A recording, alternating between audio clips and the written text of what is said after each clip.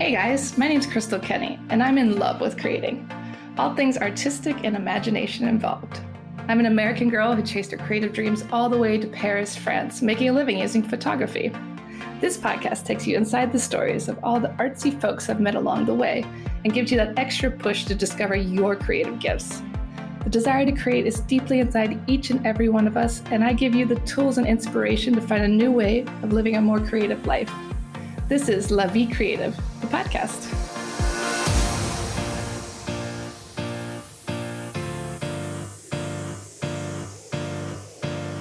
Today on the show, I speak with drink specialist and playwright Susan Boyle. If you're not sure what a drink specialist is, you're about to find out. We talk about creativity and storytelling and all the reasons why drinking and fire was important to the evolution of man and our communication. So welcome to the show, Susan. Hey, Crystal. I'm delighted to be here. Now, we just met recently at a friend's birthday party, and I was so happy to meet you because you live a fascinating life that I want to share with our listeners. Oh, thank you so much. I think it's always, I'm pretty new to the city. I've only been here just over a year. I came here last August for only a month and then decided to stay. So I'm always very delighted when I meet friends who are then generous enough to introduce me to their friends. So I was delighted to meet you the other night. Yeah, we were talking about dating for friends in Paris. Where you just, who do I want to be friends with? Yeah, friends dating. It's hard because we're grown-ups, you know, and you can have your own kind of network. I've been very lucky to meet really super great people throughout my life and my career. But when you come to a new city, you kind of have to do that whole how do you make friends again thing. So it's been great because I've met so many lovely, interesting people since I've come here as well. So it's good. Yeah, I feel like Paris is a city that attracts a lot of fascinating people, and there's so many expats here, so it's pretty easy to meet people too. Yeah, if you're moving to Paris, listeners, you can do it too. Absolutely. And so tell us where you're from originally and what brought you to Paris. So I'm originally from Ireland. I grew up in a little town called Kildare, which is about 3/4 of an hour south of Dublin, the main city. And really what happened was that I was very fortunate enough to be awarded a bursary for improving my French language through the Irish Cultural Centre here in Paris for last August. So having had, I suppose, the best part of over 2 years of not leaving my little wet island, which is delightful, but being in the same place for a long time is not something I'm really used to. So when the opportunity presented itself to be able to come to Paris for a month, I just jumped at it.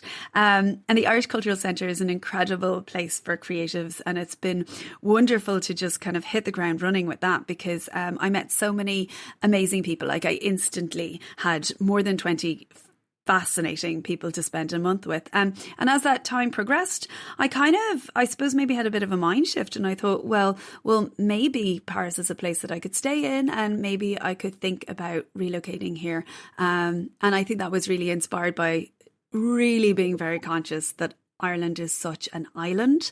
My swimming is great, Crystal, but really, if you have to think about swimming to be able to leave your country, I thought maybe it's time for me to be on the mainland. And I suppose with the recent changes with our next door neighbour, Britain, our now nearest European neighbour is France in Ireland. So it's good. It's a really good place to be here. So Paris is now my new home.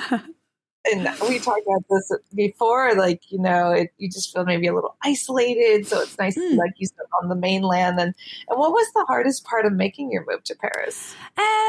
Actually, to be honest, I've been really, really lucky. I've talked to a lot of people who seem to have a much harder time. I'm a bit, I think after the pandemic, just utterly allergic to drama. I want zero stress. I want no hassle. I want things to be exciting and easy and enjoyable. So I think if I had met too many huge obstacles at the beginning, I'd have given up and gone home, Crystal. But I was really lucky. I think the biggest challenge is probably how housing here, and cracking how to find an apartment and find a place to live. But other than that, and I was very lucky with that. I just happened to find a place in the first place I went to view I liked. So, and the people who owned it liked me enough to want to rent it to me. So that's the other thing. It's always difficult to find a home when you first move here, and I'm glad it came so easy to you. And I know you're a woman who does many things, but I want to focus first on your playwriting skills. So you recently did a show in the Fringe Festival, which is very cool. We got to talk about that. Yeah. But it's called A Wine Goose Chase. Yes. So I'm a kind of a specific playwright. I like to write plays about alcohol and then incorporate tasting into the performance. I'm interested in sensory experiences. So my first play was A Wine Goose Chase. It tells 2,000 years of wine history from an Irish perspective, which is surprising because grapes need 100 days of sunshine to ripen, and Ireland does not have 100 days of sunshine. So we had to get our grapes and our wine from somewhere else. And it's really quite a fascinating story about how integrated wine was in Irish culture, so much so that an Irish person first invented the first commercial corkscrew. We brought over amazing glass cutters so that we would have fancy, beautiful glass to drink our wine from, and that gave rise to the Irish glass cutting industry into wood over crystal, which is world famous after that. So it really just kind of struck me as maybe this is the side of a story that isn't often told. So I became interested in that, and off the back of that, I ended up starting to do some more research into how you can integrate theatre and drinks, immersive drinks experiences. And to that end, then I started doing a PhD, which I'm currently working on. And I then work as well as, I mentioned, a playwright and writer. I work as a drinks professional as well. So I'm an international beer judge. I'm a professional taster, and I'm a drinks consultant. Oh my goodness, you do so many things. I love it. You're having a great time. They're all fun things. They are fun. I've been really lucky to carve out a career. And I say luck, but actually I think it's just that I just didn't give up on it. I kept, kind of trying to follow the things that just felt right and felt interesting and felt fun. And so I've ended up kind of muddling through and creating this portfolio career that allows me to meet really great people, to do really nice pieces of travel, and to delve into the senses. So lots of tasting and smelling of nice things. And sometimes not so nice, but that's okay. I taste the not so nice things so other people don't have to. Yes, thank you for doing that. Thank you for sacrificing your taste. Thank you.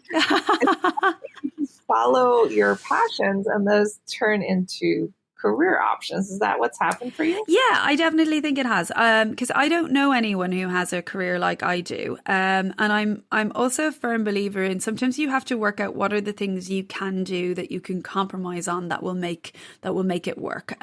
So I'm a big believer in being your own patron. So I'm like, find a job that you enjoy doing enough that still allows you to do other jobs. So some of the arts consultancy work I do would fall into that. I really enjoy doing it, but it is more that it facilitates me being able to do some of the more creative aspects of the work that I do. So find at least one part of your job that allows you to do the other creative part of your job. I like that. So look for something that allows you some freedom so that you can pursue some other passions. Maybe one makes more money than the other. Yes. You can support yourself. Yeah, because I think it's really hard to be a creative. And I think a mid-career creative is a particularly difficult place to be, because you have an established sense of style and the work that you're interested in doing. But how you can keep that going and generate enough of an income to do the things that enables you to be able to do that, which is keep a roof over your head, pay your phone bills, cover those kind of things. And that's really important. And I think, I think finding elements of the work you can do that's still fulfilling, but also ticks some of those financial boxes too is really important. Yeah, find a bit of balance between the two. And who says you have to choose one thing? I think a lot of people feel like they can only choose one passion, one job. And there's space for more than that. And that doesn't make you flaky either, I don't think. No, I don't think it does. I think what it allows you to do is have a career that has longevity. And I think that if you keep your, like, it's not so much keeping your options open, but keeping your mind open to other possibilities. I think that's really exciting, because really great things can come your way then. If you allow a little bit of flexibility within your work day, and within the way that you practice your creativity in your practice, I suppose, to be able to find that space. And I think it's more sustaining. It also means that then if there's parts that you're, are more of a struggle, or it gives you perspective, because you've got other things to work on too. Yeah, and you're not just worrying about one thing, like you have other options, keep your options open. Yes. I think a lot of people close their minds to like, oh yeah, I can't do my passion for money or whatever. It's just like, let's be real. And you've proven them wrong, I feel like. Oh, that's such a nice thing to say. It's been a while coming together. And like I said, I very much take an approach that there's different elements of my professional life. But I think at this stage they fit together quite nicely. So they feel like pieces of a jigsaw puzzle. And I like to think that if the ancient Greeks were able to combine one god, who was the god of theatre, and the god of wine in Dionysus, that those two things worked together quite nicely thousands of years ago. So I don't think it's that different that I can be a playwright and be interested in performance and drama, and then I can also teach master classes on wine or beer. Yes, all those things. Let's talk more about being a drink specialist. Now you write and all these other things, but what does it mean to be a drink specialist? So I suppose for me, what I hold significant about the work that I do is that I'm independent. So I work for myself and I work for clients, but I have never worked for one of the very large drinks companies. What I do is I consult with them. So I work with them rather than for them. And for me, what it means is I'm really interested in the places and spaces and moments that people have when they're drinking drinks. And that doesn't even necessarily have to be alcohol. The work that I'm doing at the moment is mostly about alcoholic beverages, but I'm also interested in why people drink tea. Like, Crystal, it's just amazing. As human beings, we don't just drink to sate thirst. We drink for many different reasons, for the ritual, for the connection with other people. And I'm fascinated by that. And I'm fascinated by the kinds of places and the kinds of environments and the memories that can be created through drinking drinks in specific places. So my PhD work is all around that. It looks at how you can change different elements of the places and spaces that people imbibe drinks in, and then that will give them like kind of a different experience or different memories. And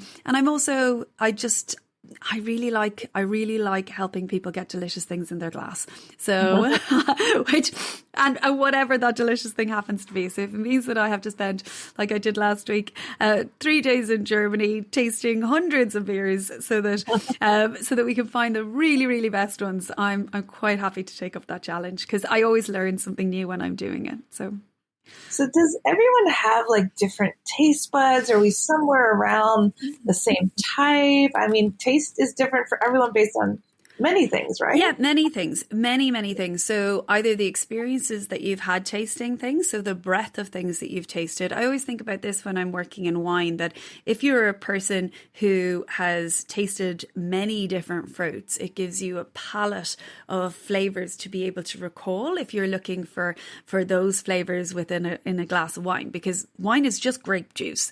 But the remarkable thing about it is that this fermented grape juice has many different aromas. So if you have a knowledge, a practical knowledge of having tasted things, then you'll be able to recall those much more easily. But also there's just certain things that people can and cannot taste, and people taste on a spectrum, I think, is the way that we kind of think about it now. And you don't just taste with your tongue, you taste with various different parts of your mouth. There's good evidence to say that you taste right the way down to your gut as well, that your gut is able to taste for different minerals and different things that you might might be requiring. We're also expanding now the knowledge of how we taste and what are the primary tastes. So while we know that there's sweet, sour, salt, bitter, and there's also umami, and people are looking at CO2 as well, being able to detect the presence of that as a taste rather than just a sensation, and other flavors that we think are significant to how and why we taste. Because ultimately the incredible thing about the sense of taste is that we live in a world where we've completely adapted to finding the delicious things in it, you know? Yeah. So we crave things that we need for our bodies to survive. So things like, fat soluble vitamins, A, D, E, and K, you'll find those in fats. So this is why human beings love things that are rich in fats. We love butter. We love fatty, delicious things. And we call them delicious. And likewise with sugar, is another example, because in nature, your opportunity, if you were an ancient human being, to find sweet things would have been remarkably limited. Maybe if you were lucky enough to, happen upon berries when they were ripe at a particular time of the year, or brave enough to be able to tend bees and to harvest honey, they're really the only times that you're going to find sweet things in nature. So of course we're going to be hardwired to want to find those things in the contemporary world that we live in, which poses its problems because we are, I suppose, ancient beings living in a modern world. So I like that. We have too much sugar readily available. We do. It should be impossible for us to get. Very difficult, people. It should be really hard to find sugar. It should be and it should be also hard to find alcohol, and it should be also hard to find fat. So we get all that with Deliveroo. I know, instant delicious things, and so this is it. We live in a world where we have now. It has been so important to us that it's absolutely readily accessible for us to find the things that are delicious. And then also within that, different people will taste different things. Men and women often taste differently. Women tend to taste bitter, as if the volume is turned up. That's yeah. So this is often why when I'm working in beers, I meet a lot of women who are like, "Oh, I just don't like beer. It's not the drink for me." And often that's because of the bitter compounds that you find in hops that are used as a flavouring and a preservative in beers. And that the reason why women tend to dislike or take some time to acquire a like of bitterness is again evolutionary, because it would have been women who were tasting the food that was hunted and gathered for their families and their communities. So if you were a woman who could taste bitter, and bitter often equates with poisonous things, then your lineage survived. Wow. So that's like ancient beings, us being like, oh, bitter is bad, we're going to die. Yeah, and literally. That's fascinating. Yeah. We were the hunters and gatherers. We are not that far from it. Like, we may be far from it in time, but our physiology is not that far from that.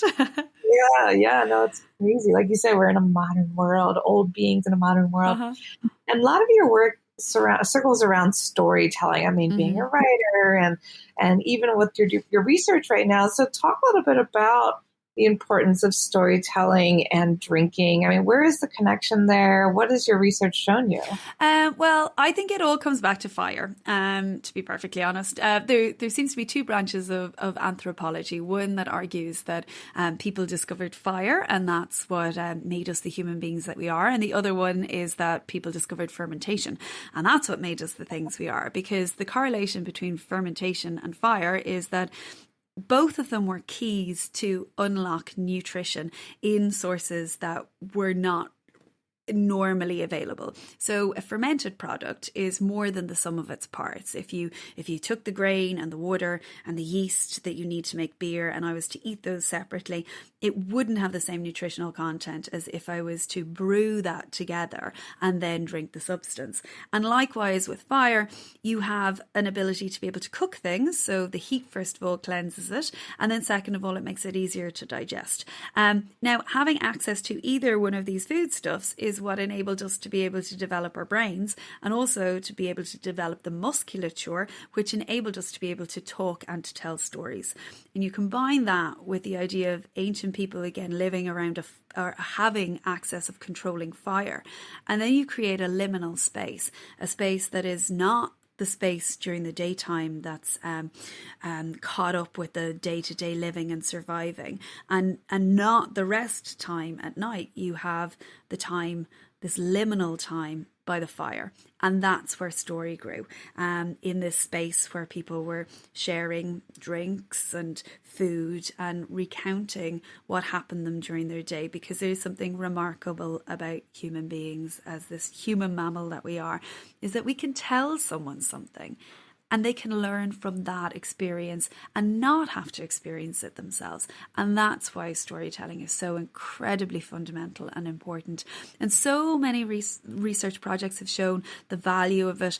It's been shown in the medical field that if you tell doctors the story of a patient and their ailments and how they've been treated before and how they hope to be treated in the future, they find that the outcomes for those patients are vastly improved, and the ability for the doctors and the medics who are involved in that to be able to capture and remember what is happening with that patient is also improved. So we are our stories, I suppose, Crystal. I like that. You're telling me fire and alcohol basically created conversation and talking. I basically think so. Now, it's not all alcohol, because not all ferments have to be alcoholic, but a lot of them are.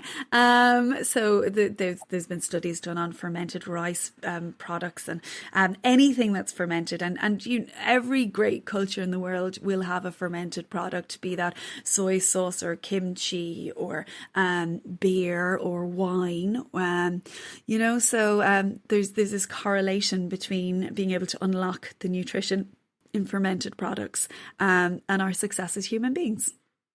I love that. Makes me want to have a drink and go to a It's also something that needed to be done with other people, so the idea of harvesting something or making something, that was the basis. Bread as well, I can't forget bread, I suppose, because that's ancient breads are generally fermented products as well, and the idea that something that is done as a collective bonds people together as well. So community. Community and drinking and bread. And bread. All my favorite things. And so what is the role of storytelling in today's society, in your opinion? I think we're at an interesting point in relation to storytelling, partly because in the advertising world it has become such a buzzword for about the past 10 years. It's like storytelling. You need to tell your story. And I find this really interesting because in the research that I'm doing, what I'm questioning are the methods that we tell, or how we tell a story. So how can we use like the elements of theatrical performance to find maybe a truth within those stories, or to position that story in a different way, because you just don't want it to become cliched, that it's like, particularly in some of the work that I do, I find that there's like every Irish distillery seems to have thousands of years of distilling history behind them, but the new ones were all founded in like 2015. And I'm like, tell me your story. Tell me the new story. Tell me about how you were just so enthused by this product that you wanted to like roll your sleeves up and try and make it yourself, Yeah.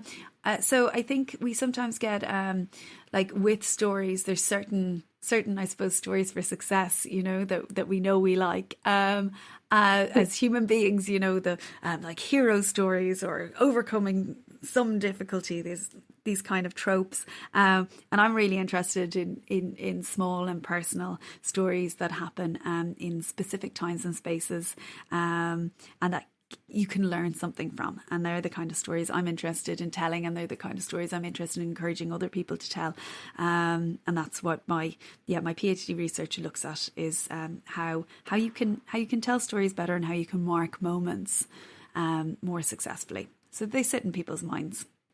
And have you found a difference in storytelling based on the culture? I definitely think there is. Yes. So I think it depends. because I come from Ireland and we have such a rich storytelling culture. Anyway, we love a good story. We love to sit down and talk to people.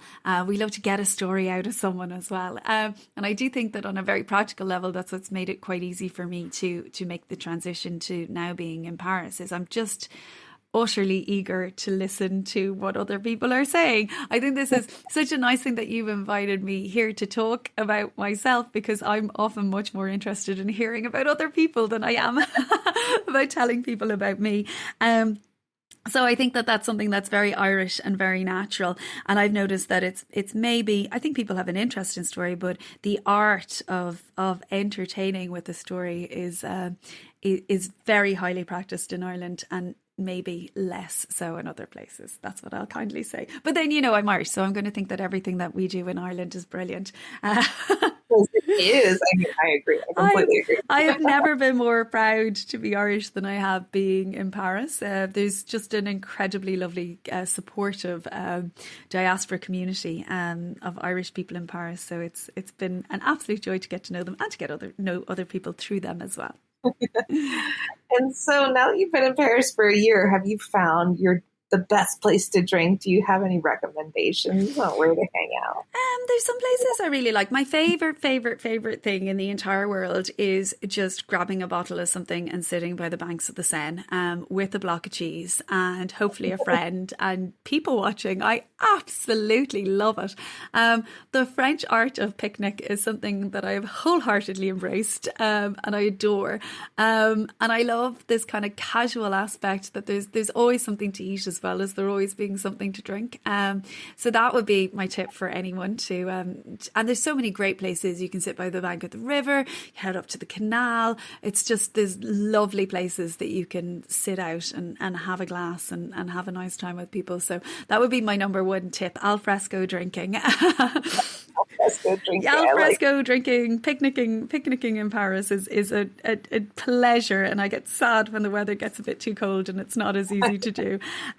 But as for drinks here, there's a superb bar culture here. There's some really, really great and innovative cocktail bars that are just delicious. Little Red Door is one that I've frequented quite a lot. Lulu White's Drinking Club I really like. Dirty Dick's beside Lulu White's Drinking Club. Sister Midnight, another great cocktail bar. There's you won't go wrong finding really imaginative cocktails, and wine as well. I'm really interested in low intervention and natural wines. And I live on the Ile de la Cité, and on the island next door to me, Ile Saint Louis, just in the middle of Paris. There's a really nice wine shop called L'Etiquette, and they have a superb selection of low intervention and natural wines, and Irv there is amazing. You'll get something really tasty. You're naming all my favorite places in Peak Out. Excellent. I love it's such a great place to go bar hopping. It's so fun. Yeah. You just named a lot of my favorite places to hang. Yes. And how do you define creativity? So for me, I've really thought about this, and I thought this was a really nice question that you posed. Another part of some of the work that I do, the arts consultancy work I work with the Irish Arts Council on the largest arts in schools programme in, I'm going to say, at least Europe, maybe even the world. It's a very ambitious project. In Ireland, we're doing a decade of commemorations because it's 100 years since the foundation of the state. And to that end, we're looking forward to what will the future citizens of Ireland need in their toolkit as their arsenal in 100 years' time. And creativity has been identified as one of those key skills. So my job is I work with a team of artists called Creative Associates who embed creativity in the lives of children and young people through their educational experience. And for me, creativity is always about being flexible and being able to find different ways of doing something, and also then the combination of persistence and skill. So I think creativity is a muscle. I think you need to practice it, and I think you need to be around other people who value it and can encourage you in your practice of it, because it gets rusty if you don't use it. And it's quite disciplined. It's not airy-fairy. It's quite a lot of hard work, but it is the best way of seeing the world. It really is. I like that. It's not airy-fairy. It's like joining a CrossFit club, you know? Yes. You need to be also passionate and hardworking. Yes, exactly. And how do you keep your creativity evolving and changing and inspired? Usually it's through the people I meet. I'm definitely an extrovert. I definitely take inspiration and energy from other people. So I try very hard to surround myself with like-minded people.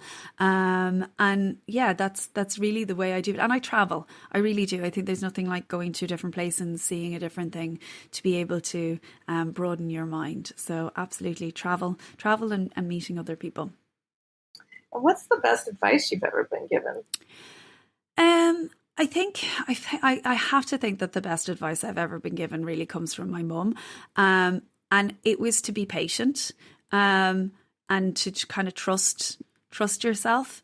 They kind of go hand in hand, because I think sometimes we want everything to work out really quickly and be brilliant and it all happen very quickly, but actually it's the journey that really is the fun. So yeah, my mum I would get so upset, well, not upset, but I'd just be like, oh, this should be happening now and I didn't and look at it. And my mum would just be like, Susan, you're grand, calm down, it'll work out. I know it'll work out. Take your time. And I think maybe, taking your time. I think that's really important. Yeah, especially in today's fast-paced world, it's hard to slow down when everything's such instant gratification. It really is. And we've had like such a weird period in the last 2 and a bit years where we all had to kind of reassess. And I think maybe I hope that's been good for the collective consciousness of realizing where our limits sit and to be able to take some time and relax a little. And what are you most excited about for your future work? There's a couple of things. I have a fellowship on the horizon, which I'm really hopeful we'll work through it with some issues in COVID, but I'm hoping that comes through and I'll be able to do some nice research in a lovely archive and get to travel and meet more people because of that. So that's the thing that I'm most looking forward to. Yes.